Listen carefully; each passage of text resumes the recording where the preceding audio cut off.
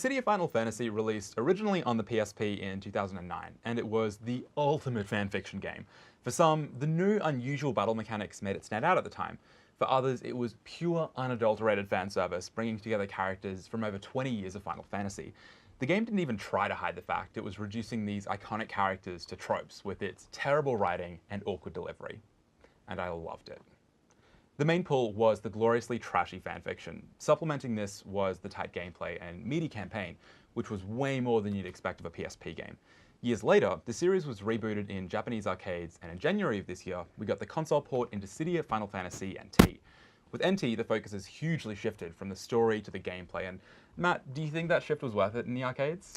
Well, it depends on who you ask, really. Yeah. If it comes to you, for a person who's played it on a PSP primarily, you're going to go, no. For me, hell yes. So Dissidia NT is a game that takes a lot of cues from a lot of those kinds of 3v3 multiplayer online arena games, in the same sense of like Gundam Versus and Virtual On in a sense, where you go around fighting enemies and you have sort of like a kind of a team dynamic where everyone has a specific role to play, like Vanguard, Assassins, people who juke to grab attention and distract. And then the Dissidia spin on this is that it brings the Brave and HP systems, which is you have sort of the primary Brave attack to steal Brave points, and the more Brave points you have, the more HP damage you can inflict. And so it's this sort of this tug of war that's really, really interesting. It was really interesting on the PSP, and applying it to the sort of Gundam style 3v3 is interesting, but from the perspective of someone who played the original PSP game, the package as a whole just doesn't feel that good. Yeah, well, when you look at it from there, like the perspective of a person who's played it primarily PSP, so there's going to be a lot of single player content. Yeah. The focus on Dissidia NT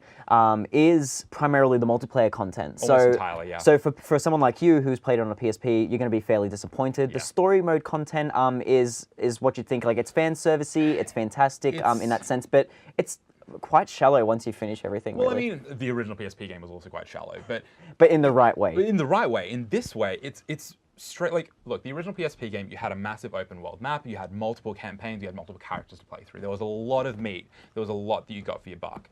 In this, it's a full price game, so the same you would have paid essentially, but you just have this timeline of like events.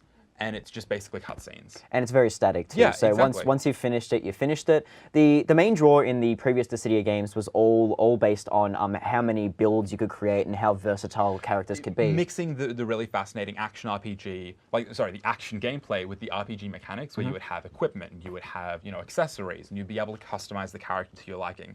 That's all gone here. Yes. So it's all kind of static at this point in time, where you have every character has a specific role. So like Ishtil is a bit more of a juking character, and then Cloud like kind of hits really hard. So you got to like kind of work the way the game wants you to work, rather than Dissidia, where it's in the PSP version where you could just kind of do anything you want. Make what you want. It's your own playground. You can kind of you make your own fun. But yeah, I mean, for someone coming from you, it'd be mildly disappointing. But from me, from the perspective of trying to make it a more competitive multiplayer style game, they've succeeded on a lot of fronts. Yeah. Like the arcade game, I couldn't have enough of it, honestly. But for coming from you, on the other hand, I can understand why you're a little bit disappointed. I think that's a really, that's the biggest takeaway. Like, if you got really, really into the original and you were like, yep, I'm all about bringing all of these Final Fantasy characters together and bringing this ridiculous story together, and it feeling really, really tight, this isn't going to scratch that same itch. It is a multiplayer-focused, competitive style game. It is not the same single-player experience. You're not going to get the same meat here, but if you're looking for something more competitive, this will probably give you that edge.